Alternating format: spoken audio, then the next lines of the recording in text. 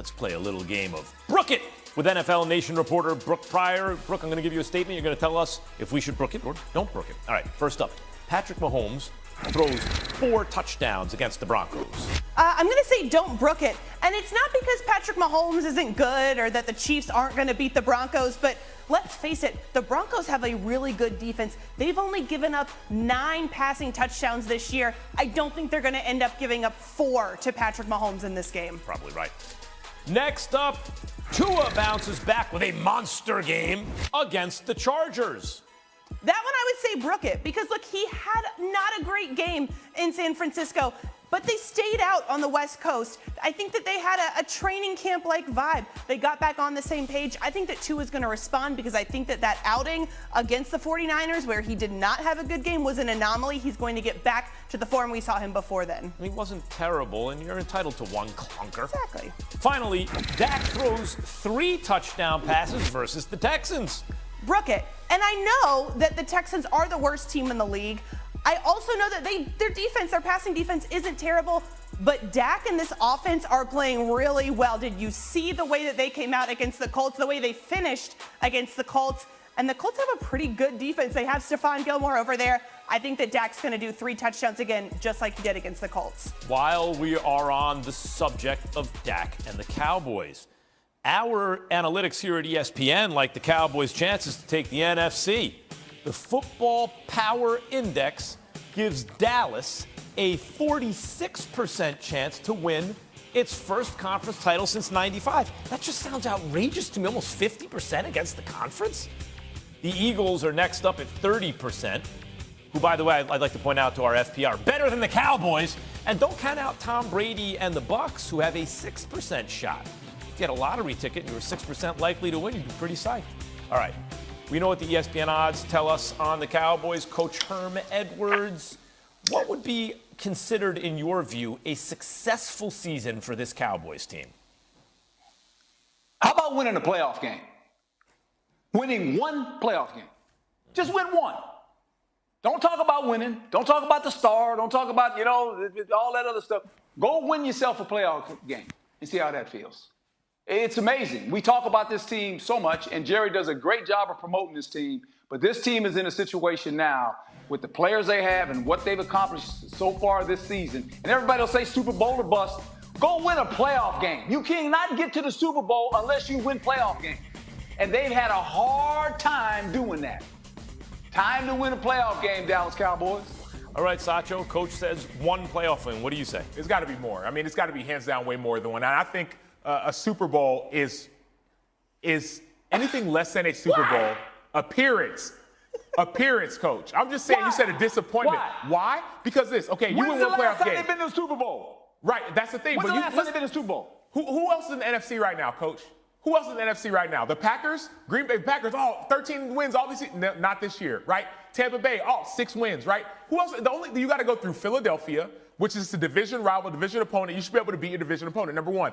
Otherwise, maybe San Fran with Brock Purdy? Is that who you're going to lose to in the playoffs? You're going to lose to Minnesota in the playoffs or Tampa Bay in the playoffs? That's why 1 playoff game for me, and for any Cowboys fan or Cowboys player, anybody who watches football, shouldn't be enough. Oh, man, we beat San Francisco, and then we lost in the second round to whoever we play, Philly or Tampa, or whatever. That's not enough. You have a defense that's one of the best defenses in all of football. You have an offense, since Dak came back, statistically has been one of the best offenses in all of football. And now you're saying, well, at least we got to just win one playoff game, then we'll be okay. No, the NFC is weak this year. The NFC is wide open this year. Better yet, the door is slightly closed. And the only thing that's blocking you are the Philadelphia Eagles, your division rival, your division opponent. If you lose to them in the first round, that will not be a success. If they have a bye week, you lose to Minnesota, you lose to that will not be a success. It's a success, win the wild card game, you win the next round, you win an NFC championship game. I don't even think losing in the NFC championship game will be considered a success based off of the environment around you in the NFC. Okay.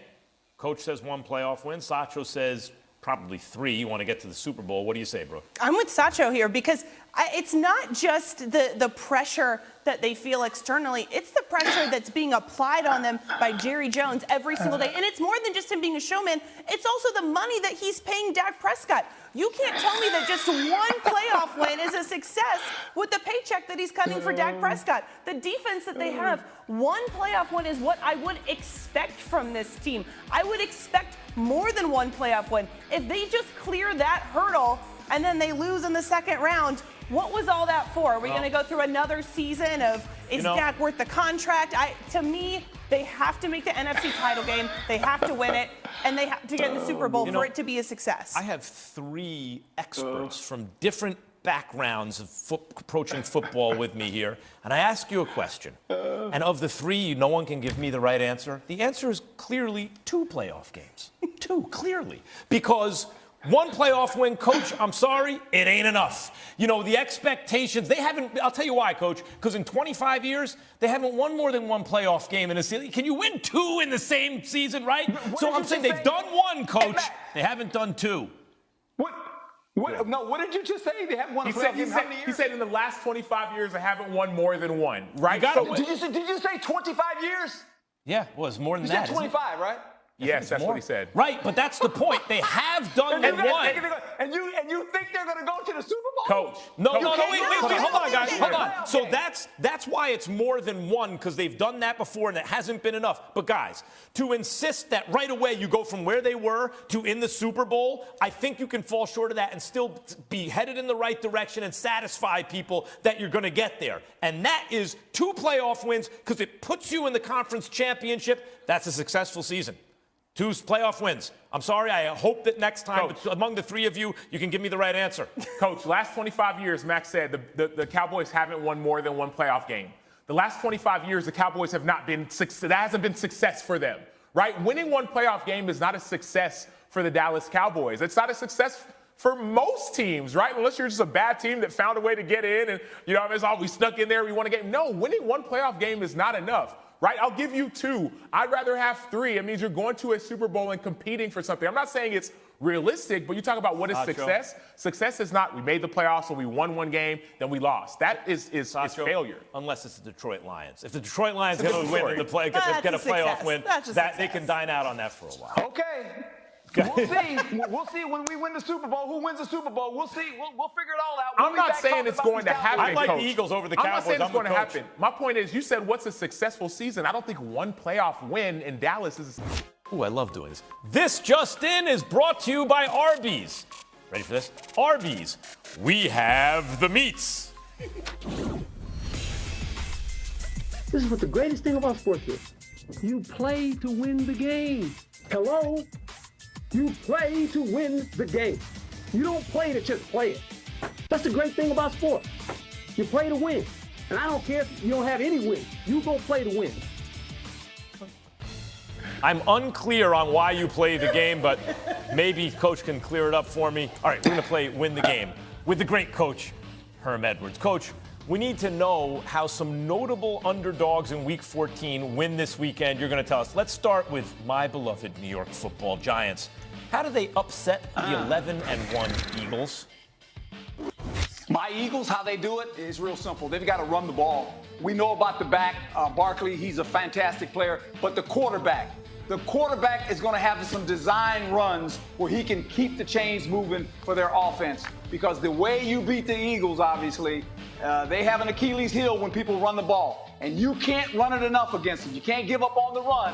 You got to continue to run the ball with Barkley and the quarterback. That's going to be the key. Let the quarterback get on the perimeter, make some plays with his legs. If not, throw the ball once he's on the run. That's the key. Hopefully Saquon's neck feels better. Next up, the Jets. How do they upset Josh Allen and the Bills? Well, they're going to have to steal a couple balls away from Josh Allen. In other words, turnovers. And the Jets have a really good defense. They do. They got a nice front seven. They got a secondary that plays the ball. And anytime you can harass Josh Allen, he'll try to make some plays. This secondary and them linebackers are going to have to be key. Take a couple balls away from him. Steal the ball. Steal some possessions, and you can win. Finally, the Browns. I mean, they're the underdogs, but Burrow has yet to beat them, right? How do they upset Joe Burrow and the red-hot Bengals, Coach? Well, this is hard, but they've done it before. They have a knack of beating them. That guy right there, number 95, Myles Garrett, put the pressure on him. You got to sack Joe Burrow. Don't let him get comfortable in the pocket. He's very good in the pocket. He can read your mail. He'll get rid of the ball, but you got to rush him. You got to get him in some third and longs where you can put pressure on him and you can knock the quarterback down. That's the key to beating the Cincinnati Bengals. Get him in some third and long, knock the quarterback down. Thank you, Coach. Joe Burrow, I mentioned it, has not been himself against the Bengals' in-state rival. He's 0-4 against Cleveland. That's his worst record against any team, with 4 picks and 7 turnovers in those games. And no franchise, as Coach just mentioned, has sacked Burrow as often as Cleveland. Also of note for this matchup, Amari Cooper did not practice today for the Browns. We will continue to monitor this. Look, styles make fights. It's a bad styles matchup for Joe Burrow, but I got to tell you, eventually they're going to beat the Browns. And from what I saw from Deshaun, he ain't ready yet.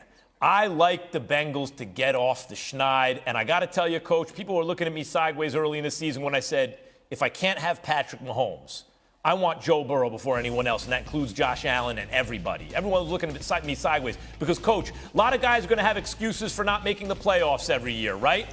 Why do I just have the feeling that Joe Burrow is going to be living deep in the playoffs? What makes him so good, Coach? Well, I think his ability to process the information and get the ball out of his hand reminds me a lot of Phillip Rivers. Phillip Rivers was the same kind of guy. He could read coverage. Ball was out quick. He'd get it to his receivers. Very accurate with the ball in intermediate routes and down the field. He throws a nice long ball. And he's got a pretty good receiver that can jump up and catch it as well. But he's a young, talented quarterback. It's fun to watch him play. See, Phillip Rivers, I think most people would compare to Justin Herbert simply because they played for the same franchise. And Rivers, because the story's now over, we know he never won a Super Bowl. Whereas Burrow just gives you the feeling that he is going to be big in those big moments. I'm surprised by the Rivers comparison, Coach. Well, we played him a lot, and when I watch him play and how Burrows processes it, he gets the ball out of his hand. Now, Yeah. Rivers had this funky delivery. Yes, but accuracy and getting the ball out of his hand, he was a wheeler and dealer. There's no doubt about that. Brooke, what's the latest on Bengals running back Joe Mixon? I believe he's supposed to come back this week, but look, to me, it's less about how Joe Mixon is when he comes back. I mean, Zach Taylor said, hey, whenever he does play, he's going to be the #1 back. I'm the most excited, though, about the development of Samaje Perine behind Mixon. And I don't know if today is like OU day at this just in or in the Seaport, but I have also quite experienced in watching Joe Mixon and Samaje Perine be that 1-2 punch. They did that at OU when Baker Mayfield was their quarterback. And look, they are so good together. I think their styles complement each other really well. I think that having Samaje Perine be a confident NFL back, he is a hard runner. I like the way that he scored against the Steelers a couple weeks ago. I think that they now have a much more well-rounded run game than they did when it was just Joe Mixon. Is it me, or is this a new thing where you get the same backfield from college, you get the same receiving, all these teammates from college are being transported to the NFL, right? Almost like that chemistry is something that works out well in college. I guess so. Like, go get Joe Burrow, Jamar Chase. Sacho, who wins the AFC North? I'm going to go Bengals. And I know you're high on the Ravens. I've been high on the Ravens. I get concerned about some of the injury history that we saw last year when Lamar Jackson did go down. Last year, Lamar Jackson goes down.